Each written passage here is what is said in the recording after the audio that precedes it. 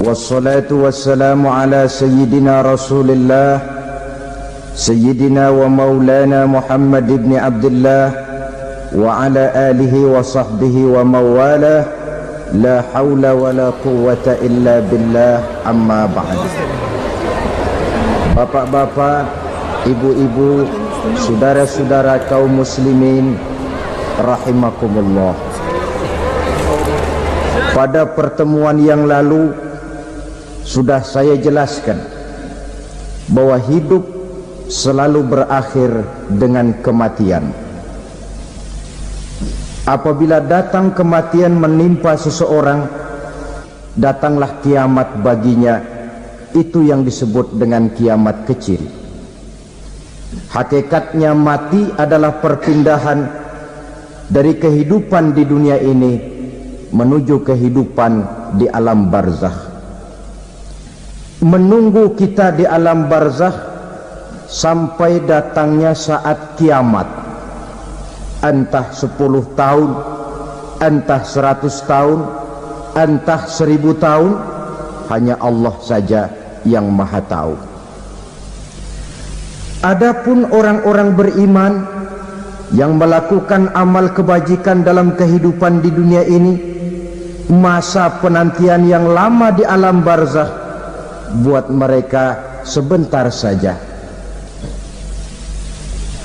Tetapi bagi orang-orang kafir yang ingkar, yang tidak beriman kepada Allah, yang hidup di dunia cuma menumpuk-numpuk dosa, tentu penantian di alam barzakh akan merupakan waktu yang sangat lama.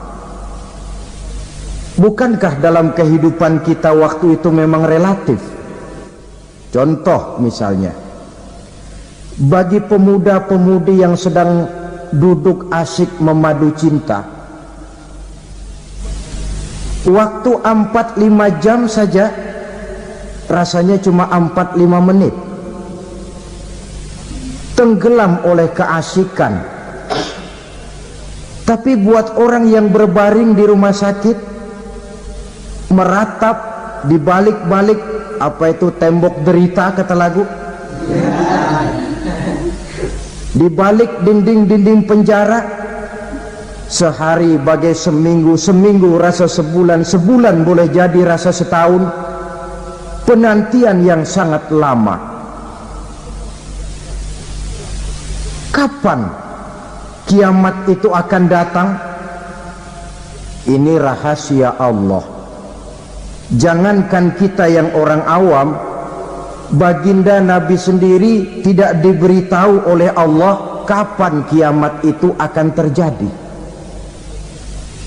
Tetapi sungguh pun demikian, banyak hadis-hadis yang menjelaskan ciri atau tanda-tanda datangnya kiamat.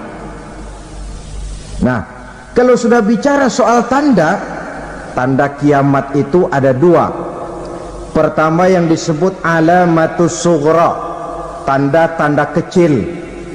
Ini waktunya masih ada tenggang. Ada yang dinamakan alamatul kubra, tanda-tanda besar, artinya kiamat sudah diambang pintu. Apa tanda-tanda kecil dari datangnya hari kiamat itu?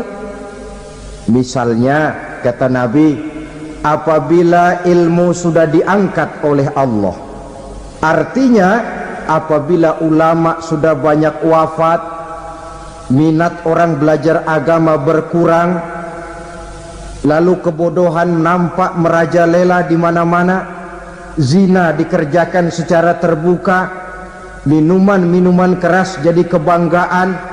Itu termasuk di antara tanda-tanda kecil terjadinya hari kiamat. Apalagi misalnya iza waladatil ammatu rabbataha, apabila budak sudah melahirkan tuan. Apa maksudnya? Ada yang mentafsirkan apabila anak sudah bisa membudaki orang tuanya. Orang tua yang melahirkan dia, yang membesarkan dia, demi setelah si anak besar jadi orang berpangkat, bertitel, berharta, berkedudukan, jadilah orang tua itu budaknya. Sehingga sering dibilang kalau orang tua kaya, anak jadi raja. Tapi kalau anak yang kaya, orang tua sering jadi budak. Apalagi munculnya fitnah yang bergelombang, timbul perang antara dua bangsa yang besar. Waktu berjalan terasa sangat pendek sekali. Itu merupakan tanda di antara tanda-tanda kiamat. Termasuk di dalamnya sulit membedakan mana laki, mana perempuan. Kan kalau tanda-tanda kayak begini sekarang sudah banyak kita lihat kan. Ulama banyak wafat, penggantinya sulit. Zina dikerjakan berterang-terangan, minuman keras jadi kebanggaan, banyak anak membudaki orang tuanya, sulit membedakan mana laki mana perempuan. Kadang-kadang dari belakang kita lihat perempuan bener, begitu kita colek nengok jenggotan.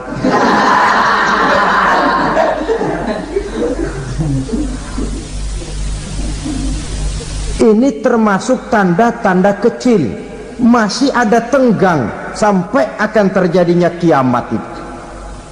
Nah, yang dimaksud dengan tanda-tanda besar, ini tanda besar artinya kiamat sudah di ambang pintu.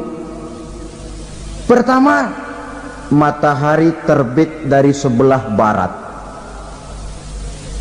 Apabila matahari sudah terbit dari arah sebelah barat, tertutuplah sudah pintu taubat. Bersabda Nabi kita, la taqumus sa'atu hatta tatlu'a syamsu min maghribiha. Tidak akan datang hari kiamat sampai matahari terbit dari arah sebelah barat.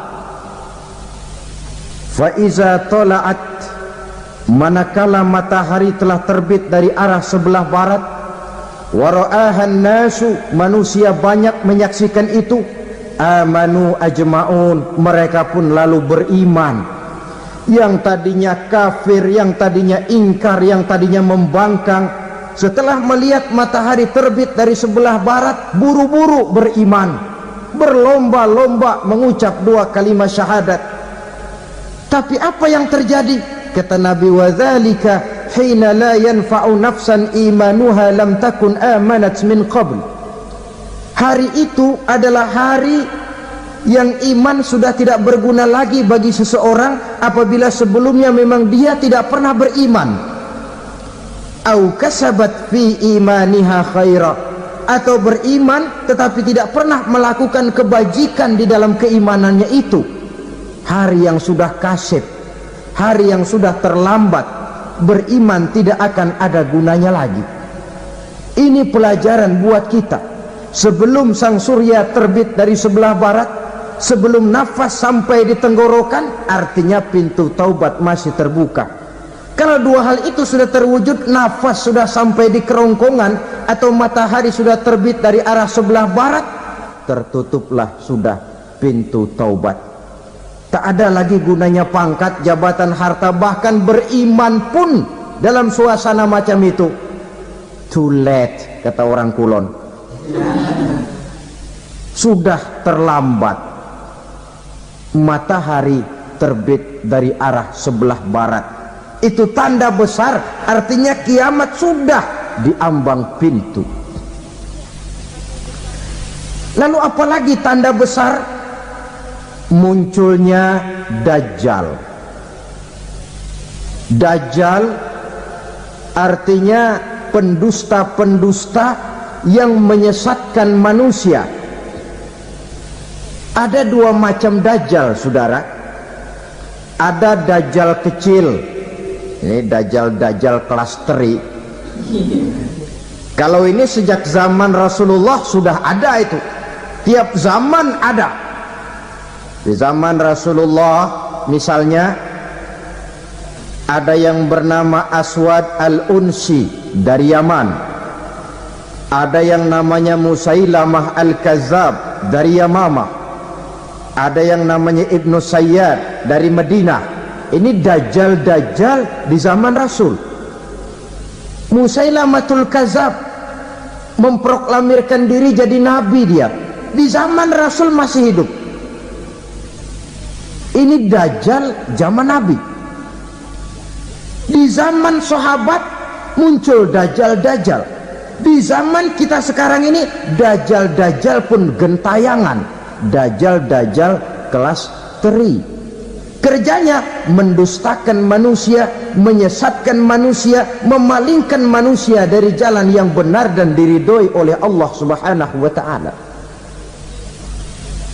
Adapun yang merupakan tanda besar dari datangnya kiamat, Dajjal-Dajjal kelas kakap, pembohong-pembohong besar yang menyesatkan masyarakat manusia berpaling dari jalan Allah mengikuti jalan mereka. Apa sih ciri Dajjal itu? Kata Nabi dalam hadis Bukhari Muslim, "Inna Dajjala", sesungguhnya yang namanya Dajjal itu yakhruju, satu saat akan muncul mendekati hari kiamat, wa inna ma'ahu ma'an, si Dajjal ini membawa air, wa naran, dan juga membawa api. Dua simbol, di tangan yang satu dia bawa air, di tangan yang satu dia bawa api.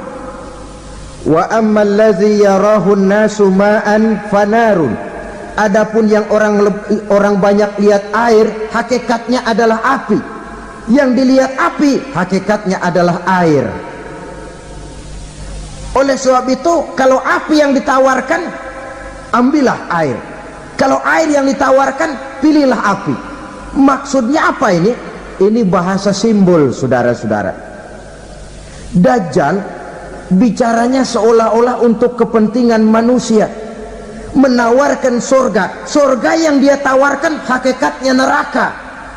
Hai manusia, kalau kau mau bahagia, jangan dekat-dekat dengan agama. Solat itu tidak efektif dan efisien, tidak produktif dari segi ekonomi itu.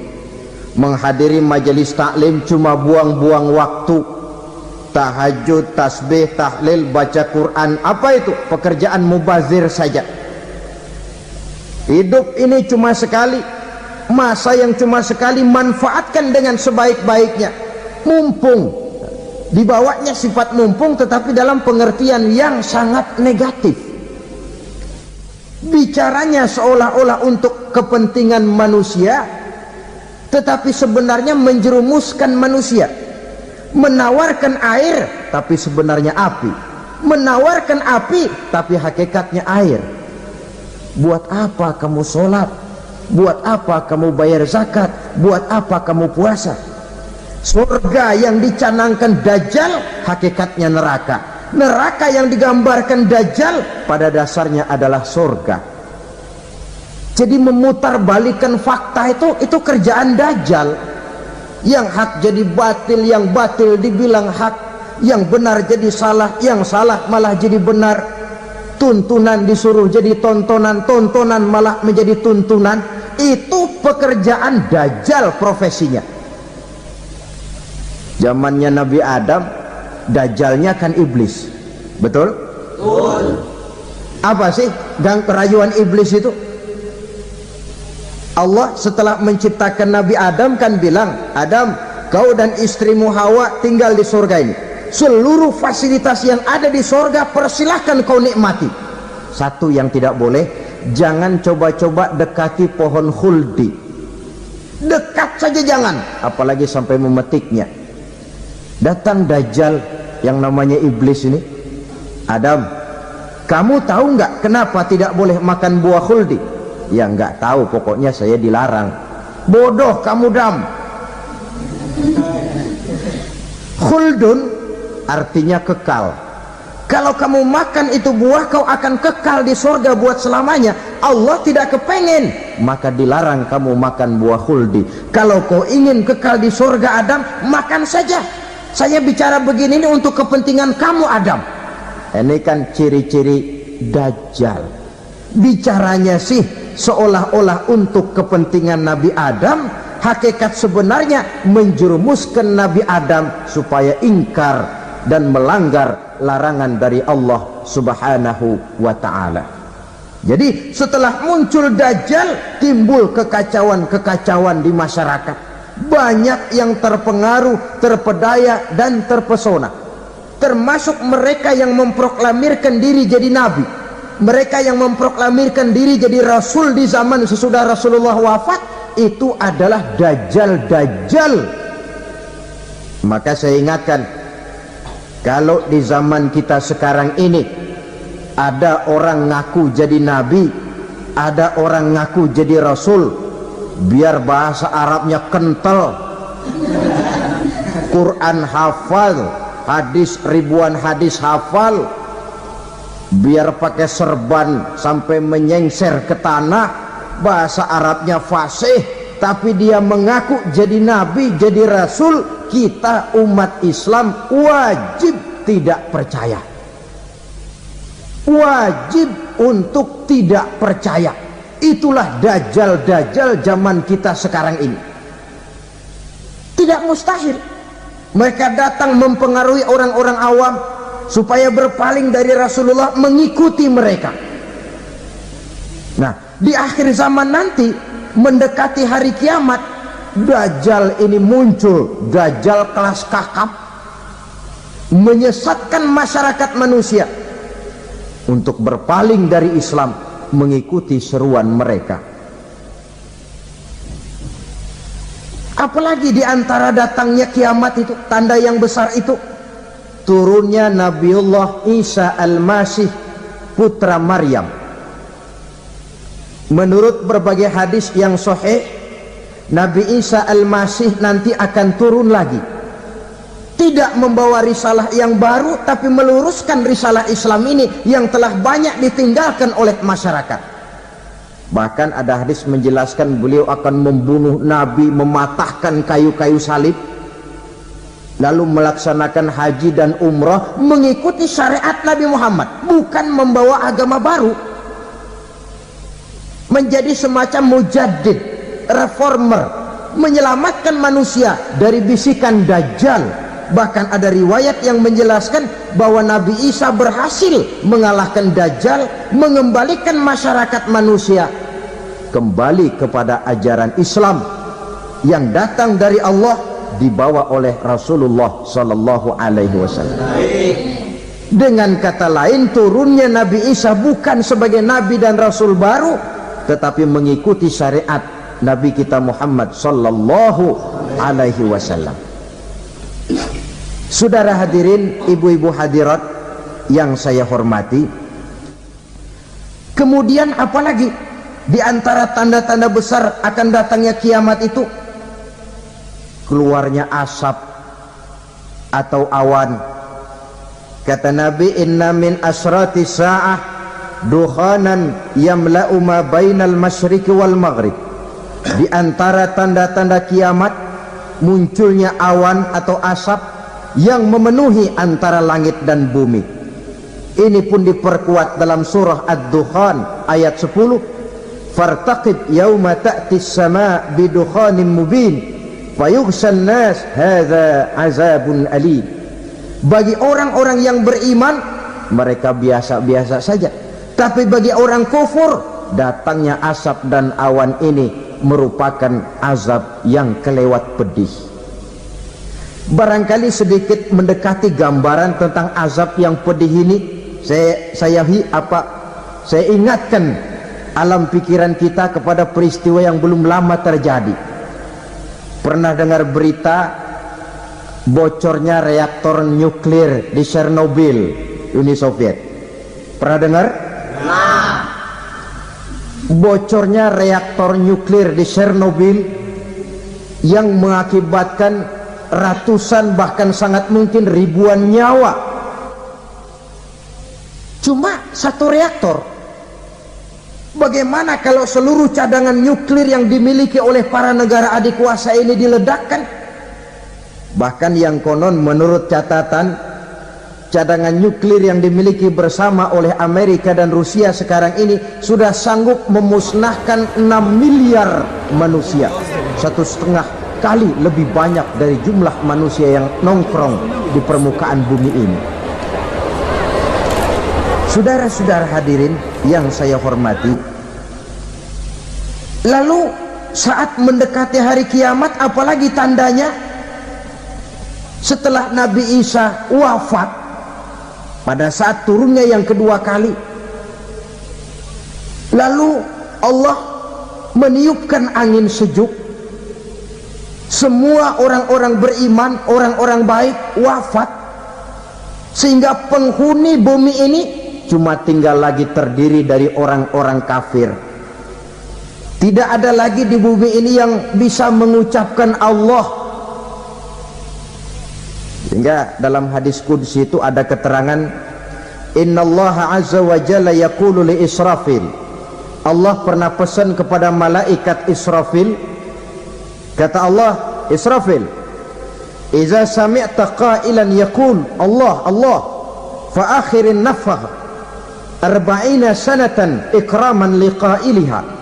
Hai Israfil, apabila kau dengar di permukaan bumi masih banyak orang yang mengucapkan Allah Allah, maka tunda sangkakala kiamat itu 40 tahun. Untuk apa? Ikraman liqailiha, menghormati orang yang mengucapkan Allah Allah itu. Wah, jadi karena sekarang masih banyak yang mengucapkan Allah, besar hatilah kita, masih jauh kiamat itu. Tapi jangan lupa, kiamat pribadi, kiamat kecil itu yang nggak kita sangka-sangka. Ajal datang mencabut nyawa, itu kiamat pribadi, dan itu yang pasti kita hadapi, dan itu yang membuat kita tidak boleh bersikap main-main di dalam kehidupan sekarang ini. Saudara hadirin yang saya hormati, tidak ada lagi orang-orang muslim, seluruh penduduk dunia ini kafir. Lalu terciptalah struktur sosial yang berlandaskan prinsip hidup semau gue. Bakal terjadilah prinsip di mana yang kaya menyantap yang miskin, yang kuat menindas yang lemah. Hidup sudah bagaikan di rimba belantara, berlaku hukum rimba, siapa yang kuat dia yang menang, siapa yang lemah menjadi mangsa. Timbul kekacauan, maksiat merajalela, munkarat menjadi-jadi, sehingga isi bumi ini penuh dengan segala macam perbuatan dosa. Tidak ada perlunya lagi alam diperpanjang temponya. Datang saat yang sudah dijanjikan oleh Allah Azza wa Jalla, maka terjadilah yang disebut kiamat kubra, kiamat besar, kiamat hancur-hancuran. Bagaimana kejadian ini dimulai? Dalam surah Az-Zumar ayat 68, Allah Subhanahu wa taala berfirman, wa nufikha fis-suri fasa'iqa man fis samawati wa man fil ardi illa man sya'allahu. Maka manakala ditiuplah sangkakala, terkejutlah seluruh yang ada di langit dan seluruh yang ada di bumi. Bila saat kiamat datang, Allah perintah malaikat Israfil, Israfil, tiup sangkakalamu. Ditiuplah sangkakala oleh malaikat Israfil. Yang akibat daripada tiupan itu, seluruh yang ada di langit, seluruh yang ada di permukaan bumi terkejut. Yang ada di langit siapa? Malaikat kan. Bayangin aja kalau malaikat kaget, apalagi kita. Terkejut seluruh makhluk yang ada di bumi, yang ada di langit mendengar suara sangkakala itu. Bunyinya tidak sanggup kita bayangkan dahsyatnya. Ledakan nuklir, ledakan neutron, belum apa-apa ketimbang bunyi sangkakala malaikat Israfil ini. Nah, lalu mendengar bunyi sangkakala ini, gemparlah makhluk, kacaulah alam. Bumi gempa, planet-planet bertabrakan, gunung meletus, air laut tumpah ke darat, angin topan bertiup, halilintar menyambar, lalu semua yang bernama hidup mati total. Mati bareng tanpa persiapan. La haula wala quwata illa billah. Saya kadang-kadang dalam tafakur bermohon, ya Allah, mudah-mudahan saya nggak nemuin kiamat beneran. Ngeri, nggak bisa kita bayangkan macam apa suasana seperti itu. Allah saja banyak memberikan gambaran, misalnya Al-Qari'ah, wa mal qari'ah, wa ma adraka mal qari'ah. Kejadian yang menggemparkan. Tahukah kamu apa kejadian yang menggemparkan itu? Yauma yakunun nasu kal farasil mabsus wa takunul jibalu kal ihnil manfus. Pada saat itu manusia berterbangan bagai kupu-kupu, gunung berterbangan seperti kapas ditiup angin. Gunung saja macam kapas, konon lagi manusia. Kematian total, mulai semut sampai gajah mati, jin mati, iblis mati, malaikat mati. Malaikat saja mati. Saudara hadirin yang saya hormati, kematian total yang tanpa persiapan. Orang bilang, Pak, kalau mati bareng begitu yang repot malaikat maut dong ya, cabut sana, cabut sini. Itu kalau menurut logika kita, mestinya begitu menurut logika. Tapi logika juga yang bilang nggak perlu serepot itu.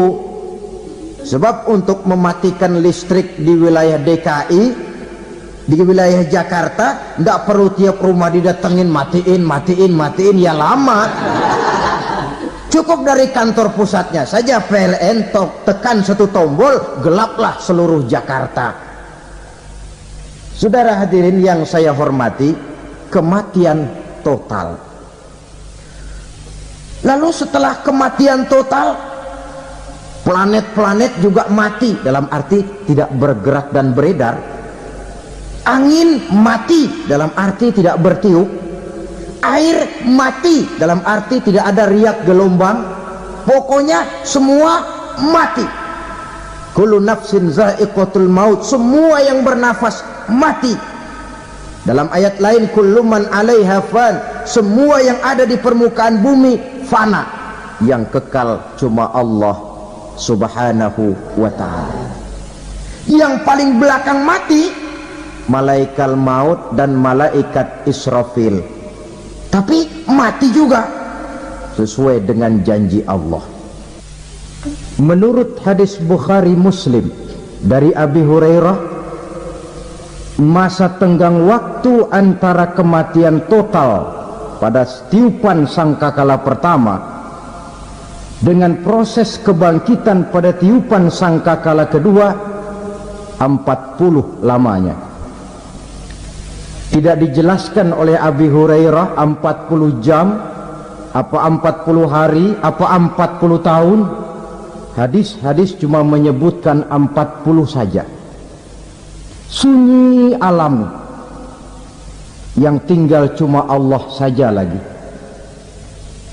Ketika itu Allah berseru-seru, katanya, limanil mulkul yauma, siapa para penguasa hari ini? Mana itu raja-raja dan penguasa yang dulu mengaku jadi Tuhan? Fir'aun, mana Fir'aun sekarang? Yang dulu jadi raja, merasa berhasil, sombong, lalu tidak mau turun-turun dari kekuasaannya, sampai kepada puncak kekurang ajarannya mengangkat diri jadi Tuhan. Mana itu Fir'aun? Namrus, mana sekarang Namrus? La ilaha illa ana, ternyata tidak ada Tuhan lain selain daripada aku, kata Allah. Proses kemudian, saudara-saudara, turunlah hujan dari langit. 40 lamanya hujan itu, tidak jelas juga 40 jam apa 40 hari. Setelah air turun membasahi, datanglah tiupan sangkakala yang kedua. Semua yang bernama mati bangkit dari kuburnya masing-masing. Ini yang disebut Yaumul Ba'thi, hari kebangkitan. Allahu Akbar. Pada saat kita bangkit dari kubur kita masing-masing, kumpul di padang mahsyar namanya. Bayangin aja, saya sendiri nggak sanggup bayangin. Manusia sejak zaman Adam sampai zaman kiamat kumpul bareng di tempat sama. Berapa banyaknya itu?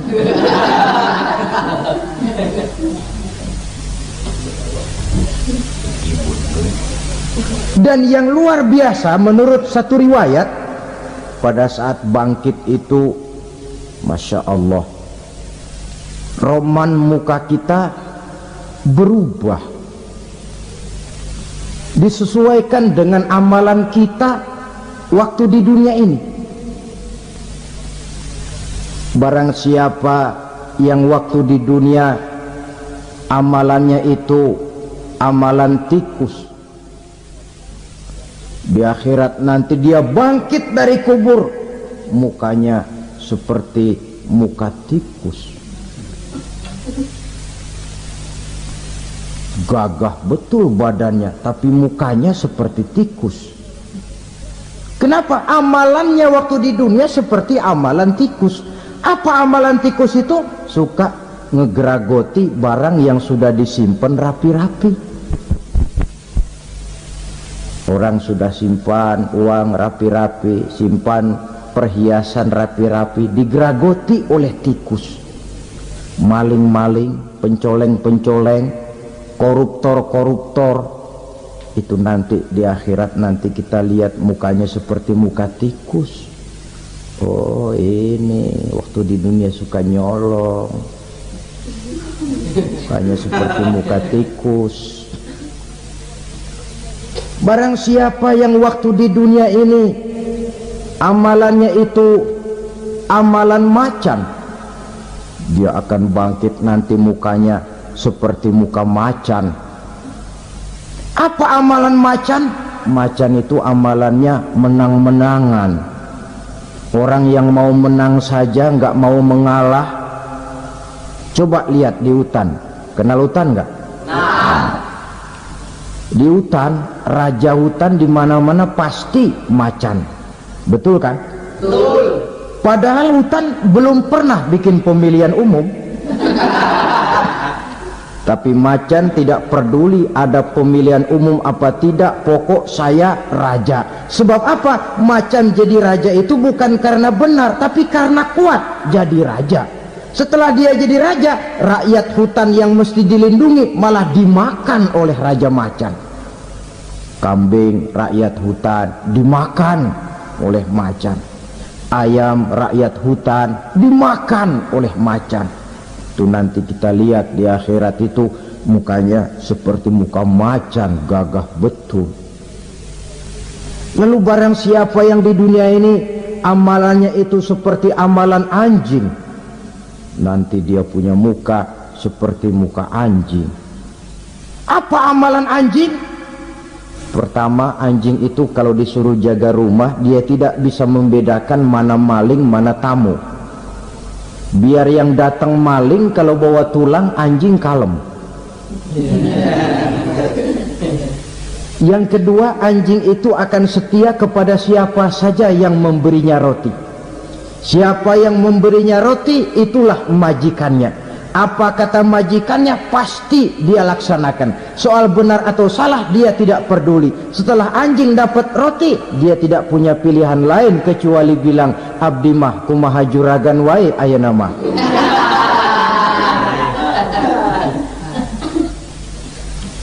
Saudara hadirin yang saya hormati,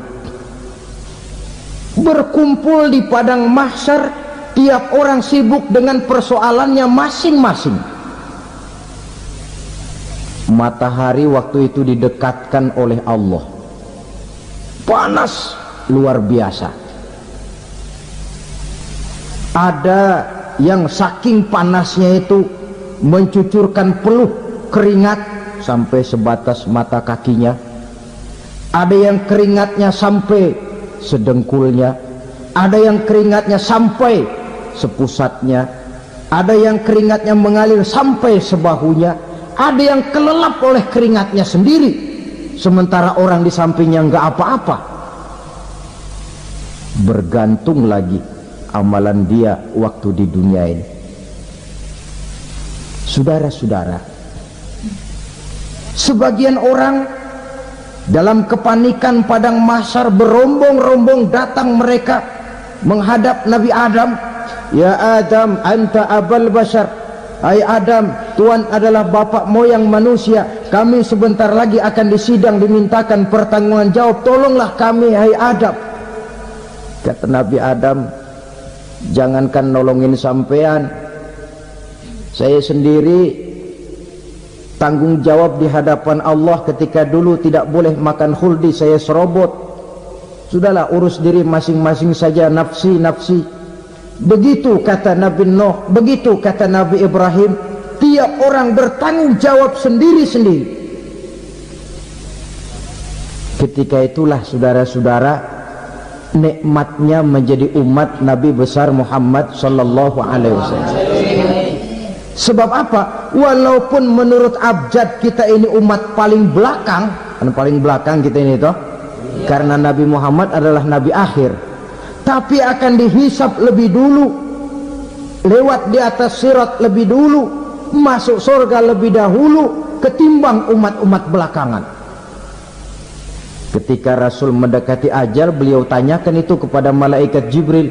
Malaikat Jibril berkata, Muhammad jangan khawatir, Allah sudah berjanji, inni haramtul jannata ala sairil anbiya hatta tadkhulaha anta wa haramtuha ala sairil umami hatta tadkhulaha ummatuka.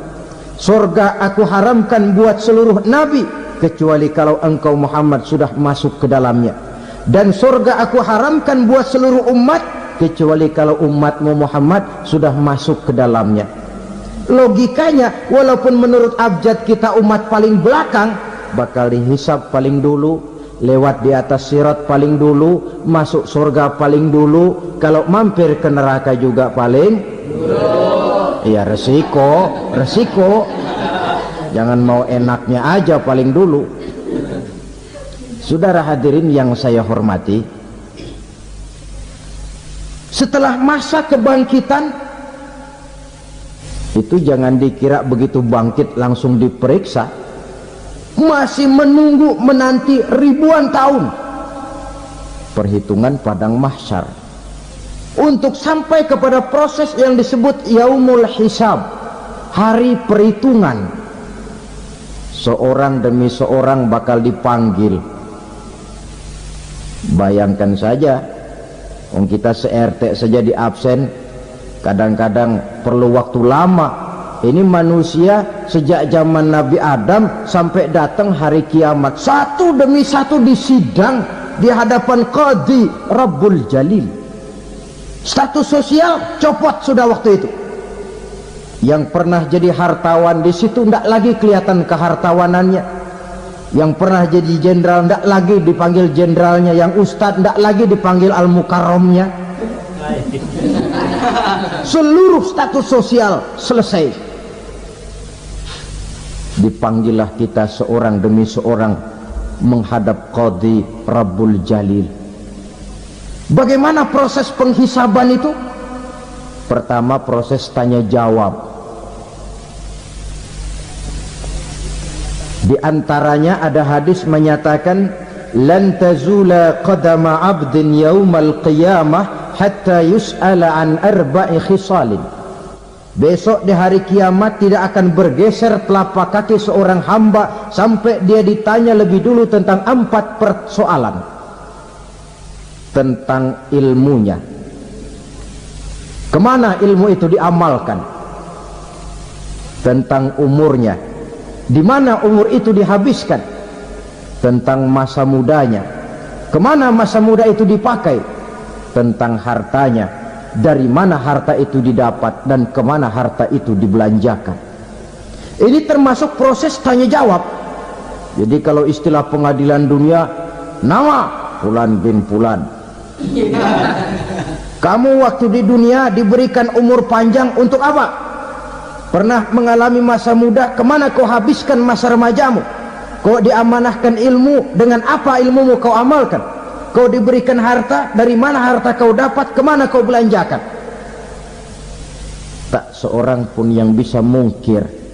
Sebab apa? Dikala itu yang menjadi saksi bukan orang, yang menjadi saksi adalah seluruh anggota badan kita. Tangan bicara, kaki jadi saksi terhadap seluruh amalan yang pernah kita kerjakan pada saat kehidupan di alam dunia ini. Selesai proses tanya jawab, lalu diperlihatkan buku catatan kita waktu hidup di dunia ini. Jangan lupa Allah itu menyiapkan 2 superkomputer kepada kita, sebelah ditempelin sebelah kanan, yang sebelah tempelin di sebelah kiri. Komputer itu namanya Raqib dan Atid, 2 malaikat yang apabila baik kita lakukan, refleks saja akan menulis kebajikan kita. Jahat kita kerjakan, akan tertulis. Catatan itu nanti diperlihatkan kepada kita. Waduh, alangkah malunya pada saat diperlihatkan catatan kita, buku rapot kita merah melulu. Barangkali diperiksa sambil diomelin, brengsek lo, buku merah melulu begini, bagaimana waktu hidup di dunia? Tidak cukup diperlihatkan buku catatan kehidupan, rekaman kehidupan. Rekaman kehidupan kita secara utuh sejak terlahir sampai ajal datang merenggut nyawa. Barangkali mirip dengan video sekarang ini, di mana terekam dengan baik seluruh kegiatan kita sejak yang sekecil-kecilnya sampai kepada yang sebesar-besarnya. Untuk kemudian kita pun menerima balasan. In khairan fa khairun wa in syarran fa syarrun. Kalau baik ya baik balasannya, kalau jahat ya jahat juga balasannya. Catatan-catatan kita diberikan. Kalau banyak kebajikannya diberikan di tangan kanan dengan cara yang halus. Kalau banyak kejahatannya diberikan dari sebelah kiri atau dilempar dari belakang. Itulah sebabnya sejak di dunia ini kita sudah mohon kepada Allah, ketika berwudu membasuh tangan kanan, apa kita bilang? Allahumma a'tini kitabi biyamini wa hasibni hisaban yasira. Ya Allah, berikan saya kitab di tangan kanan, dan kalau saya memang perlu dihisab, hisablah saya yang seringan-ringannya. Tangan kiri berlindung kita kepada Allah, jangan sampai diberikan kitab di tangan kiri atau dari arah sebelah belakang. Wa a'udzubika an tu'tiya kitabi bishimali aw min wara'i zuhri, dari arah sebelah belakang. Na'udzubillah min dzalik. Setelah selesai lewat proses penghisaban, lewat mizan, timbangan, maka yang sudah selesai dihisab itu bergeraklah menuju sirat, jembatan yang terbentang menuju surga melalui neraka. Saudara-saudara, panjangnya perjalanan sirat itu memakan waktu ratusan tahun. Tetapi orang yang lewat di atas sirat pun macam-macam, bergantung amalannya ketika di dunia ini. Ada yang lewat di atas sirat itu kal barkil khatib, seperti kilat yang menyambar, lep, sudah sampai dia di surga. Cepat bukan main. Ada yang lewat di atas sirat itu seperti orang lari-lari. Ada yang lewat di atas sirat itu seperti orang jalan biasa, ada yang sambil merangkak, ada yang sambil ngesor, ada yang sambil gelayutan, ada yang selamat sampai ke ujung ke surga, ada yang tergelincir jatuh masuk ke dalam neraka, bergantung amalannya dalam kehidupan di dunia sekarang ini. Tiap kita akan melewati yang namanya sirat ini. Saudara-saudara kaum muslimin yang saya hormati, dengan demikian mereka yang selamat melalui sirat sampai ke terminal akhir surga, mereka yang ketika dihisab ternyata banyak kejahatannya daripada kebaikannya, mereka singgah di dalam neraka. Nah, adapun orang-orang yang beriman menurut ayat Quran dan hadis Nabi itu nanti ada bermacam-macam. Ada orang beriman itu yang dimasukkan surga, ada orang beriman itu yang dimasukkan ke dalam surga, ada orang beriman itu yang disebut penduduk surga. Kenapa lain-lain, Pak? Karena waktu di dunia amalannya juga lain-lain. Ada orang beriman yang masuk surga, ini paling murah tiketnya. Mau masuk surga? Kata Nabi begini, ma min abdin qala la ilaha illallah thumma mata ala dhalik illa dakhala al jannah. Kalau seorang hamba sudah mengucap dua kalimat syahadat, dia yakin dengan kebenaran kalimat itu sampai matinya, orang itu akan masuk surga. Abi Dzar yang waktu itu diajak bicara heran, ya Rasul kok gampang betul? Iya, walaupun orang itu mencuri, iya, walaupun orang itu berzina, iya. Biar dia mencuri, biar dia berzina, kalau dia sudah mengucap dua kalimat syahadat, dia yakin dengan kebenaran kalimat itu sampai matinya, itu orang akan masuk surga. Jadi masuk surga cukup dua kalimat syahadat, yakin sampai mati, masuk surga. Itu perkara masuk. Tapi kalau pertanyaannya diterusin, masuknya kapan, Pak? Nah, ini lain lagi urusannya. Sebab ada yang masuknya itu langsung, ada yang mampir dulu. Di sana tempat cuma dua, kalau tidak surga, neraka. Mau ke surga tapi mampir dulu, yang mampirnya jelas di neraka. Kenapa? Dalam hadis qudsi ada riwayat, nanti itu di akhirat, setelah Allah selesai mengatur penduduk surga masuk surga, yang neraka masuk neraka, Allah berkata kepada malaikat Malik, malaikat Malik, labaik ya Allah, itu bajingan-bajingan tengik, manusia-manusia durjana yang waktu di dunia tidak mau sujud, jauh dari ulama, gemar melakukan yang munkarat dan maksiat, hidup di tengah masyarakat selalu jadi bibit keonaran, kufur, sudah masuk neraka semua. Sudah ya Allah. Nah, kalau sudah, coba sekarang kamu masuk, Malik. Saya, iya, masuk neraka. Mau apa ya Allah? Kata Allah, akhriju minan nar man kana fi qalbihi misqala habatin min khardalin min iman. Kau masuk neraka, cari di dalam neraka orang-orang yang ada imannya walaupun kecil sebesar biji zarah, angkat mereka keluar. Masuk malaikat Malik ke neraka, cari orang yang ada imannya, korek-korek. Ya repot, udah pada gosong.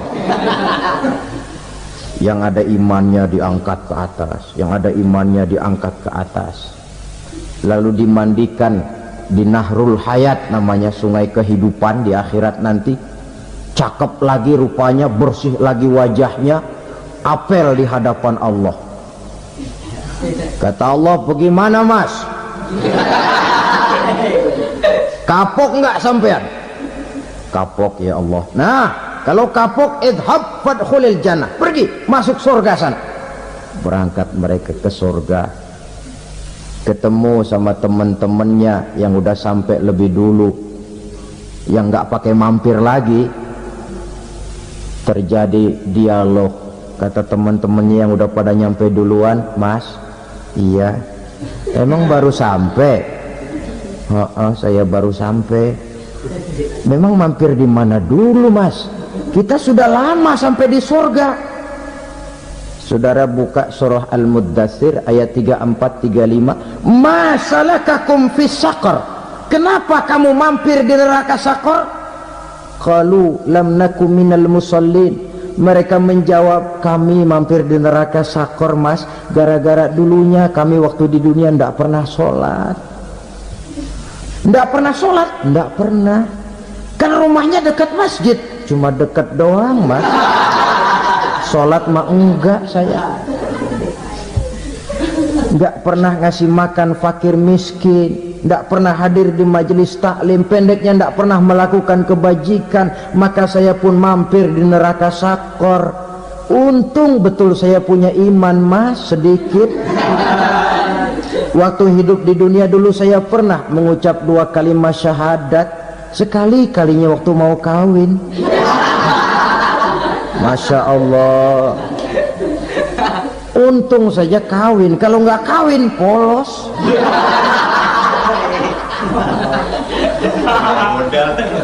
Itu juga pengulu sudah setengah mati ngajarin asyhadu alla asyaduaan asyaduaan.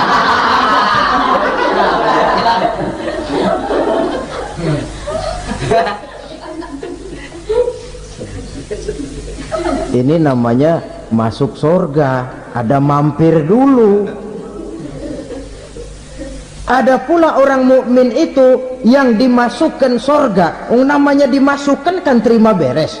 Saya masuk ke rumah, jalan sendiri, cari tempat sendiri. Saya dimasukkan ke dalam rumah, terima beres, pokok ada di dalam, itu dimasukkan namanya. Nggak pakai mampir. Tapi tentu tiketnya lebih mahal ketimbang yang pertama tadi. Apa kata Allah? Innal ladzina amanu wa amilus salihat la ukaffiranna anhum sayyi'atihim wa la udkhilannahum jannah. Sesungguhnya orang-orang yang beriman kemudian beramal soleh, kami hapuskan segala dosa dan kesalahannya, kami masukkan mereka ke dalam surga. Lihat ayatnya, Allah yang memasukkan, kita yang dimasukkan. Tidak pakai transit, tidak usah mampir. Cuma tidak cukup syahadat, tidak cukup amanu, tapi diiringi dengan wa amilus salih. Iman, amal. Tidak cukup syahadat, lalu dibuktikan dia sholat, dia zakat, puasa, lalu dia melakukan berbagai macam kebajikan. Ini yang menyebabkan dia tidak pakai mampir di tempat yang bernama Saqar. Lalu ada pula orang mukmin itu yang disebut penduduk surga. Wah, ini sudah VIP ini. Ashabul jannah, penduduk surga.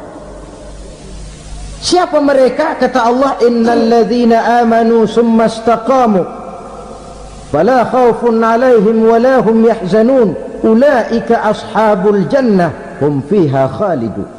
Sesungguhnya orang-orang yang beriman lalu istiqamah, tetap dalam melaksanakan perintah Allah, tidak goyah, tidak labil tapi stabil, istiqamah, mereka tidak takut dan tidak bersedih hati. Merekalah penduduk surga. Iman, istiqamah. Tidak punya duit, sembahyang. Banyak duit, sembahyang. Miskin, sembahyang. Kaya, tetap sembahyang. Istiqomah. Kadang orang kalau susah rajin ke masjid, banyak duitnya ngelihat masjid melengos. Itu yang dibilang waktu miskin hamba Allah, setelah kaya jadi hamba harta. Bergeser, tidak ada nilai istiqomahnya. Saudara-saudara, dengan begitu penduduk neraka itu dua. Ada penduduk permanen, ada penduduk yang semi permanen. Yang semi permanen orang-orang beriman yang mempunyai dosa besar. Mereka masuk ke neraka untuk menerima azab sesuai dengan dosanya. Bila selesai masa azab itu, mereka akan diangkat untuk ditempatkan kembali ke dalam surganya Allah Subhanahu wa ta'ala. Nah, dikala itulah saudara-saudara, ada yang disebut syafaat dari Rasulullah sallallahu alaihi wasallam. Tapi tentu jangan lupa, syafaat ini ibarat kain menambal dia. Kita punya kain bolong-bolong sedikit, syafaat yang menambal. Sholat kita ada kurang dikit, sedekah kita ada campur riak dikit, amalan kita ada tidak karena Allah dikit, kita berharap syafaat. Jadi biarlah kain masih bolong-bolong, yang penting punya kain. Tapi kalau kainnya tidak ada, yang ditambal apanya? Sholat tidak, puasa tidak, zakat tidak, berharap syafaat saja. Ya, terlalu berlebihan itu. Saudara hadirin yang saya hormati, apabila selesai proses penghisaban, proses penghitungan, maka dikala itulah manusia terbagi dalam dua kelompok besar. Fariqun fil jannah wa fariqun fis sa'ir. Sekelompok orang-orang beruntung yang masuk ke dalam surga, dan sekelompok lagi masuk ke dalam neraka. Akan memakan waktu untuk menceritakan sifat surga dan neraka, tapi insya Allah pada kesempatan pertemuan lain saya sampaikan. Namun sebagai gambaran umum cukuplah saya sampaikan sebuah hadis qudsi. Allah jelaskan, a'dadtu li'ibadiyas salihin ma la aynun ra'at wa la uzunun sami'at wa la khatara fi qalbil bashar. Aku sediakan buat hamba-hambaku yang soleh, yang tidak pernah terlihat oleh mata, tidak pernah terdengar oleh telinga, dan belum pernah terdetik dalam hati manusia. Jadi kenikmatan surga belum pernah dilihat mata, belum pernah didengar telinga, belum pernah terdetik dalam hati. Pedihnya azab neraka belum pernah terlihat mata, belum pernah terdengar telinga, belum pernah terdetik dalam hati. Saudara hadirin yang saya hormati, oleh karena itu sebagai uraian akhir daripada kiamat ini, marilah sama-sama kita memanfaatkan hidup dengan sebaik-baiknya supaya jangan timbul penyesalan di hari kemudian nanti. Mudah-mudahan kita seluruhnya diselamatkan Allah dari azab neraka dan mendapat surga dan ridhonya. Sekian dan demikianlah pertemuan kita kali ini. Terima kasih banyak atas segala perhatian. Mohon maaf atas segala kekurangan. Usikum wa nafsi bitaqwallah. Wassalamualaikum warahmatullahi wabarakatuh. Waalaikumsalam warahmatullahi wabarakatuh. Dan udane supire wedok. Udanan, Mbak, mudah saya Mbak udan. Bisa tinggal kono ae. Wedok pola nang supire ya. Ora ketok. Wes, macet. Udan macet. Ini mlebu parkir nih anu angel iki. Bodo-bodo dodo sepi. Penumpang yang mudik bisa dilihat sana ya. Tadi sudah saya perlihatkan, tetap tersenyum walaupun jualannya nggak ada yang beli. Udan kayak gue ya. Kembali lagi untuk rekan-rekan teman-teman yang ada di luar kota. Ini ada di Jawa Timur. Start dari depan Terminal Meswati seperti apa bisa dilihat secara langsung ya. Jadi tidak ada kemacetan, mungkin hanya antrian kalau ada perempatan atau lampu merah.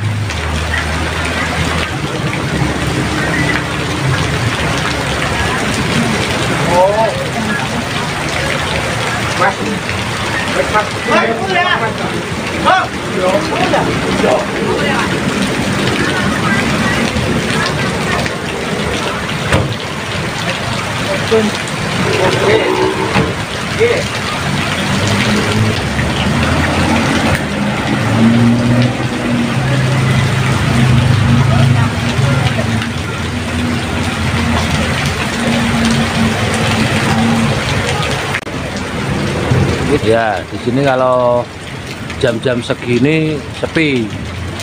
Tapi kalau malam, mau nyari hiburan di sini luar biasa. Silakan mampir. yang mau ke Mospati.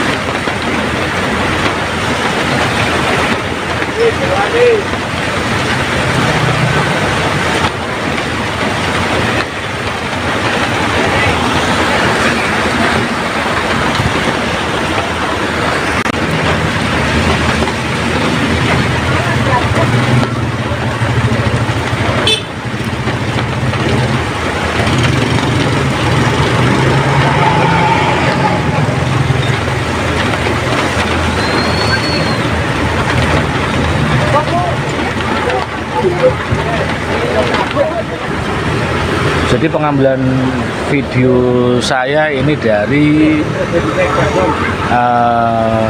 PPU ya, di PPU menghadap ke terminal Mospati dengan situasi hujan. Mungkin yang sebelum-sebelumnya kita juga pernah mengambil dari arah sini, cuman tidak ramainya tidak seperti ini ya, biasa karena ini hari Minggu. Jadi informasinya ini harus balik ya, harus balik. Bludak, apa bludak? Ya hari ini, nggak tahu kalau hari besok. Hari besok itu kan udah hari Senin. Dan tadi sudah dilihat ada bis MS Madani juga parkir di PPU karena mungkin di terminal juga udah penuh ya busnya. Dia masuk ke PPU, penumpangnya diambilin satu persatu pakai payung. Tadi kalau lihat videonya, lah ini bus yang ada di samping saya ini kuning, ini juga mau berangkat, itu krunya juga hujan-hujanan. Kita lihat bagaimana dia parkir mundur, dan tadi informasi dari pengemudinya dia akan ke Gemolong sama ke Wates. Dari sini dia mengambil penumpang, ke Gemolong ngambil penumpang, dan ke Wates juga mengambil penumpang. Sempat saya tanya, ke Wates mengambil penumpangnya ada berapa? 2 orang. Jadi banyaknya penumpang itu dari Terminal Mespati ya. Dia sebelum menuju ke Jakarta, dia ke Gemolong sama ke Wates dulu. Seperti itu sedikit cerita atau informasi nih. Setelah bagaimana cara pemirsa ya. Jadi apa yang saya informasikan kabar hari ini. Tentunya saya ucapkan banyak terima kasih yang sudah selalu subscribe ya, yang sudah selalu mengikuti video-video dari channel kami. Kita lihat hiruk pikuknya bagaimana situasi hujan ini di dalam terminal, juga busnya udah pada penuh, penumpang pada keluar karena bisnya tidak masuk ke terminal. Kita lihat bis MS Madani ini mau parkir, balik lagi arah ke Gemolong sama ke Wates. Dengan keramaian seperti ini, pemirsa bisa lihat tidak seperti biasanya. Ini posisi mundur ini, mundur. Jadi kamera saya tetap aja saya diamkan seperti ini biar nyaman ya pemirsa itu. Oh kanan ya, kanan. Dia ke kanan berarti mau arah ke Gemolong, lewatnya mana nggak ngerti saya. Tapi saya yakin mungkin dia ini kali. Terus mas, oke terus. Pray, yo. Oke pray.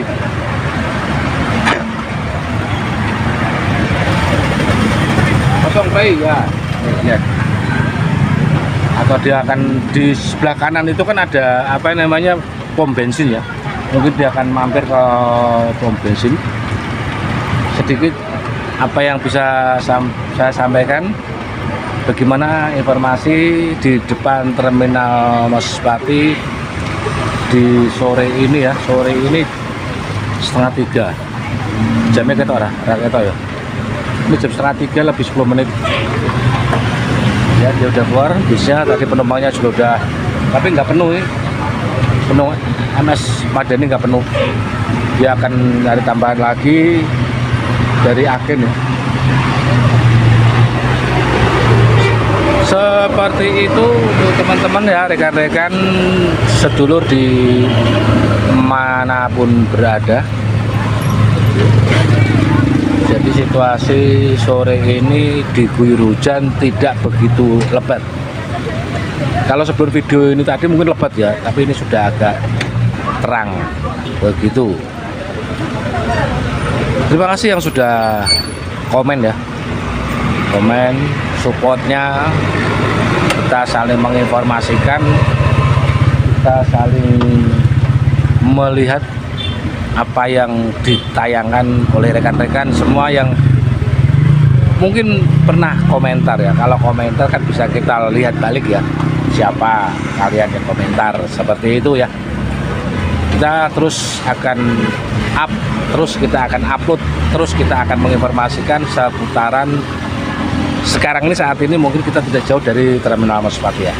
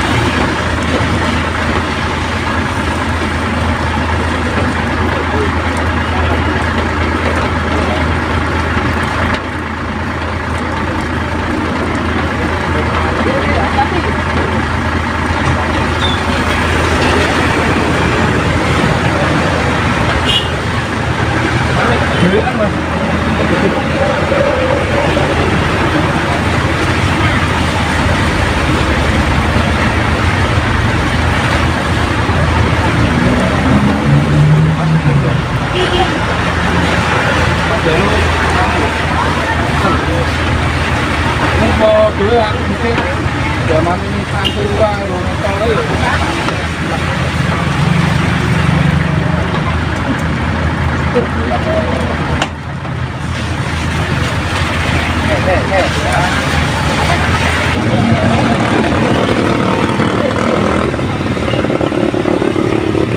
Sepertinya hujan sudah mulai mereda ya.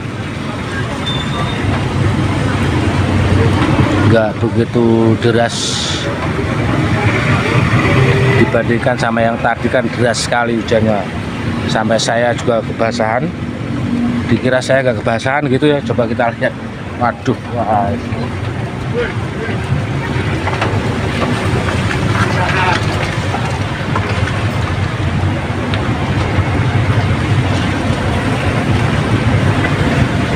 Ya, jadi karena hujan-hujanan saya, hujan-hujanan dalam arti ya kangen aja saya dengan kehujanan gitu. Makanya saya sengaja hujan-hujanan. Bukan dalam arti saya kehujanan, enggak, tapi saya sengaja hujan-hujanan. Jadi dilihat tadi, bisa dilihat ya basah semua ya, celana kaos, tapi saya tetap enjoy dan asik aja.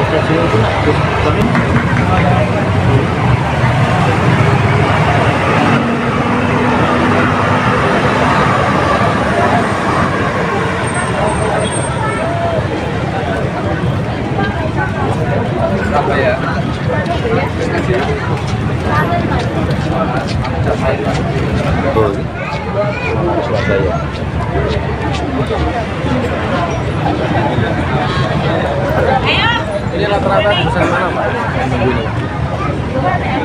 Ya ini Jakarta kan? Saya Mas Man. Kurang lebih lah kan? Sekali. Iya.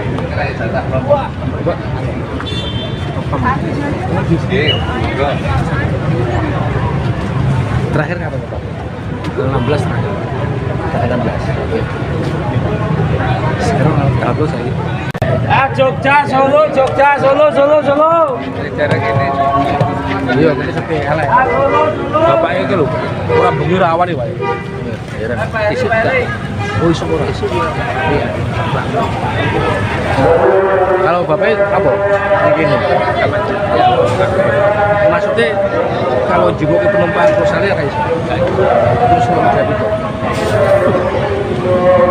Nah, batas kegiatan misalkan nah itu terbatas dia mau selipung ngiri nggak pernah nemu jembatan lagi mana kayaknya kok patung keran langsung ngana ya akhirnya gak bisa ngiri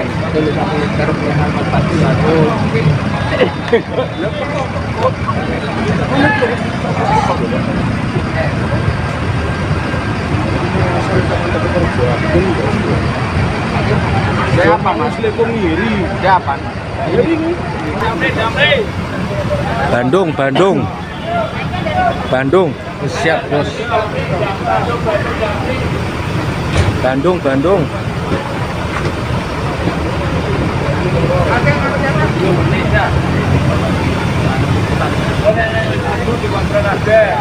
Ya, siap, Bang. Remi. Ya. Wis telat iki lho kenceng. Ya aku mau balik dulu.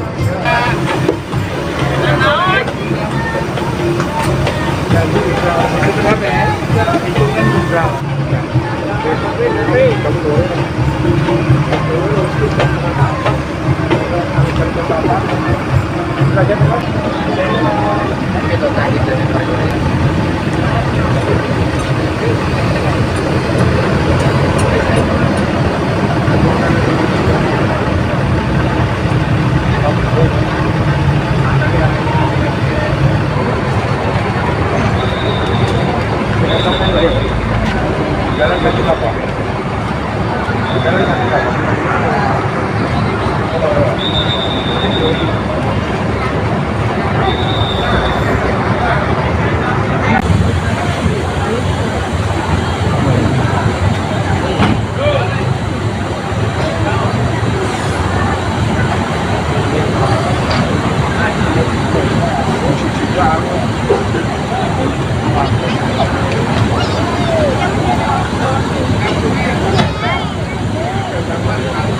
Bisnya luar biasa. Betul Pak. Ya, bawah.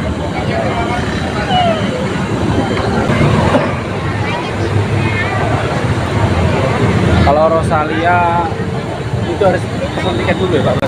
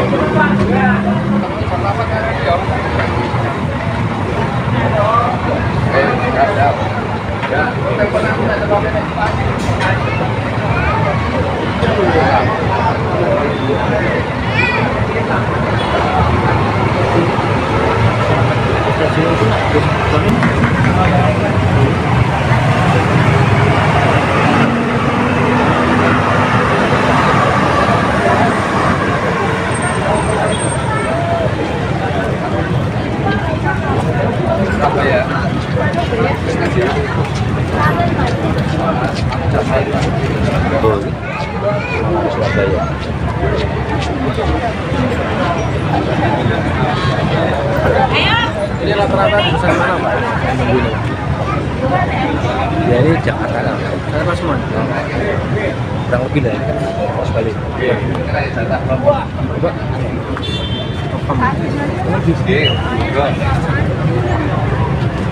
Terakhir kapan Pak? 16 terakhir. Tanggal 16. Sekarang tanggal saya. Jogja, Solo, Jogja, Solo, Solo, Solo. Cara gini.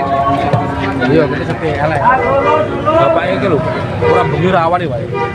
Iya, isuk ta. Oh, isuk ora. Iya. Kalau bapaknya apa? Begini. Maksudnya kalau jebuk ke penumpang Rosalia kayak iso. Terus mau jadi kok. Terbatas kegiatan misalkan itu terbatas. mau ngurus Leko ngiri. Udah pernah nemu jembatan lagi mana? Lainnya apa? Patung keran langsung mana? Ya akhirnya gak langsung ngiri.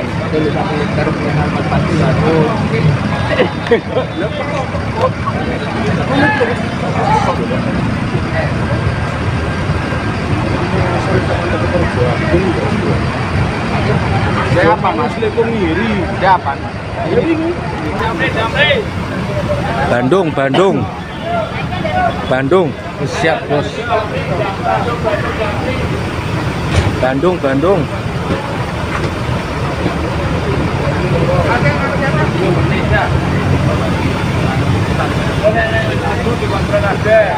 Ya, siap, monggo. Remi. Ya. Wis telat iki lho kenceng. Ya aku mau balik dulu.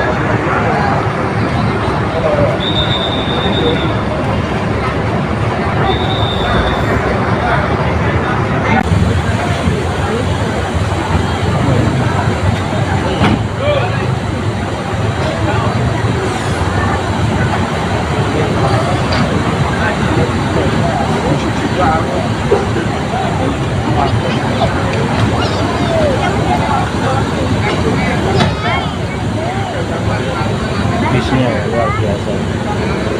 Betul, Pak. Lihat bawah.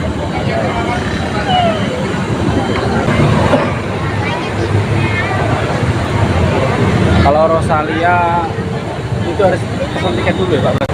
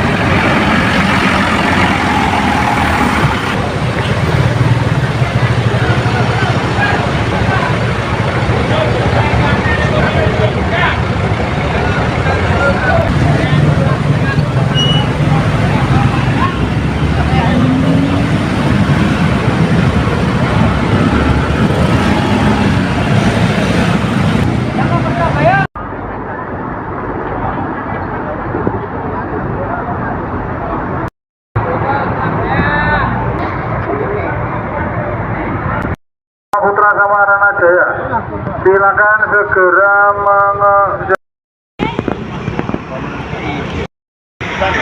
Lah iya.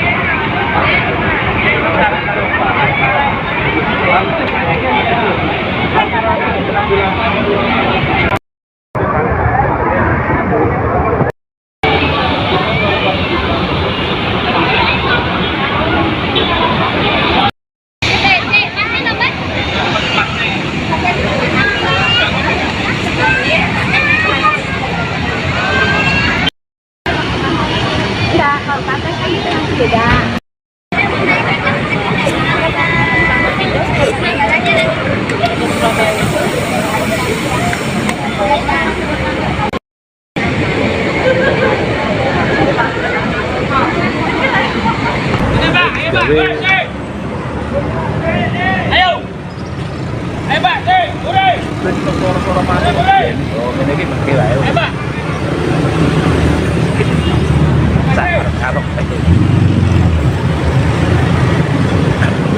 Sampai kemana? Nah gitu loh, tadi tak tanya bilang enggak. Ayo. Naik. Cepat gedung naik.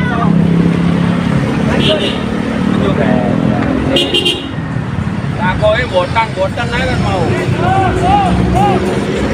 Hop. Takoi kemana? Botan aja.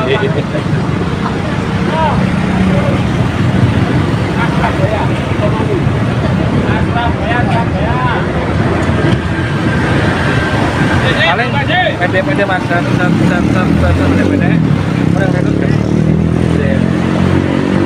Pokoknya kalau sini panturan pede men 10 menit. Iya, pede. Banyu terjun mas, ngacer suwe. Terus, aduh, aku mau coba ndelok nih pajak lah urung monet iki apa jenuh ora makanya tak ono pakai sing perjalanan panjang. Maksudnya sampean mikir lho.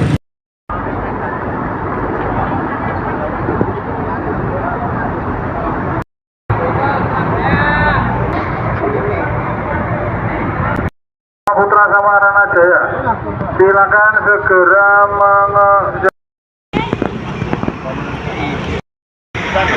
Lah iya. Ora ketemu kata.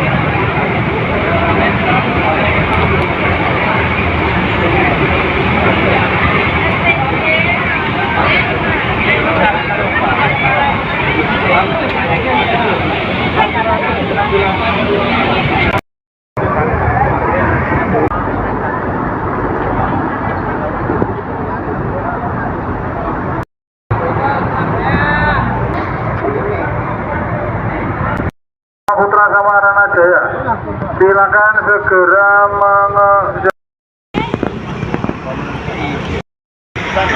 Lah iya. Ora ketemu kata.